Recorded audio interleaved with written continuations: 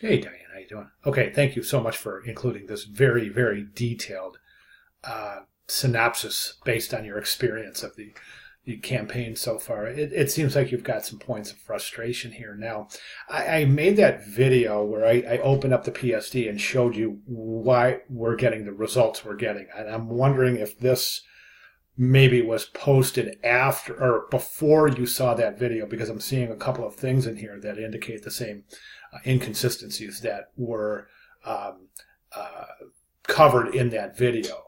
So let's go ahead and take a look. All right. Now, we don't have your magazine ad up here. Remember, in the uh, initial post, I had placed that, please read me and include your. Well, we can jump right over here. It's right down here. In here somewhere, there's a thing called read me.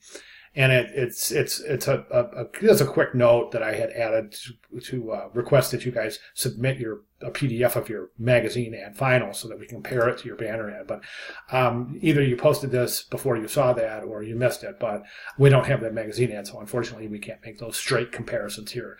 But let's take a look at the banner ad. And I know some of your classmates right now are looking at this and they're saying, well, wait a second, that logo is the wrong color.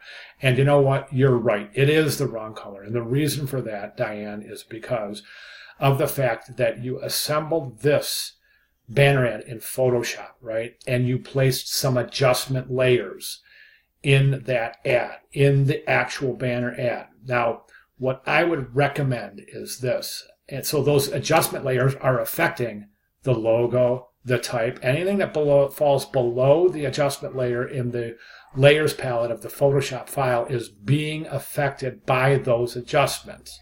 Okay, now we can clip an adjustment to a specific layer to isolate those adjustments to that layer, but I didn't see that in the original Photoshop file. So my recommendation here is to change the workflow itself. You don't have to change your ad. Your magazine ad, from my recollection, is pretty good. This banner ad is pretty good. It's just the color shifts. So what I would recommend here is this. In your banner ad, what you're going to do is you're going to make that crop, right? Remember, I showed you how to do that crop. Crop it to the 1280 by 300 pixels at 300 ppi. Make that crop. Then that's a separate Photoshop file. Call it banner background or something like that, right? Make your adjustments to that image in that file. All right? Make your adjustments to the image in that file. Don't include text or anything, just the image.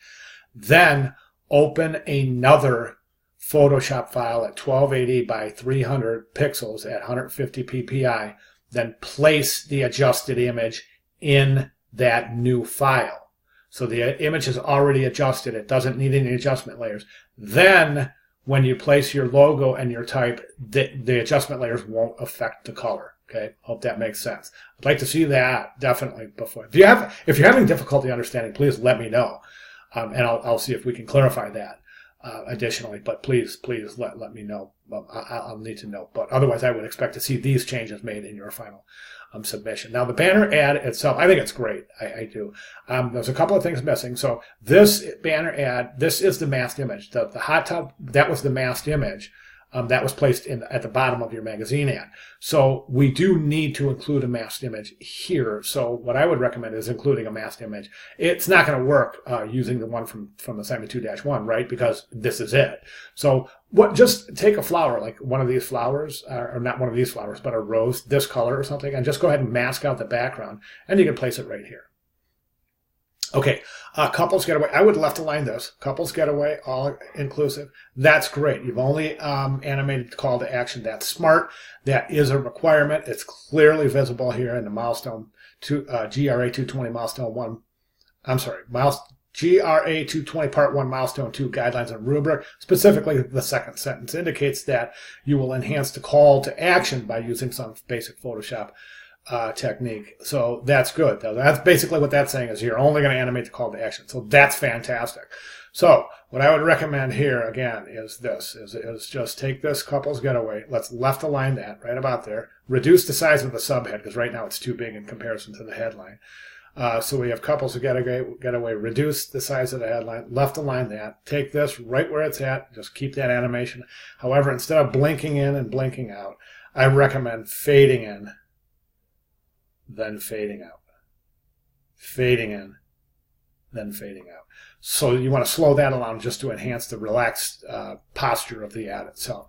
My final recommendation is to include the location somewhere, the geographic location, not the contact information. So, somewhere, anywhere, like right up here, even in really small type, you can just put, located in beautiful U.S. Virgin Islands, or located in St. Thomas, or just St. Thomas Virgin Islands, or something like that. It's going to place that really small somewhere, just so the viewer is aware of the location, which could definitely affect the number of clicks this banner ad is going to get. Okay, those are my recommendations. If you have any questions, please let me know, because it's really important to me that whole process that I described is making sense to you. Okay, let me know. Thank you.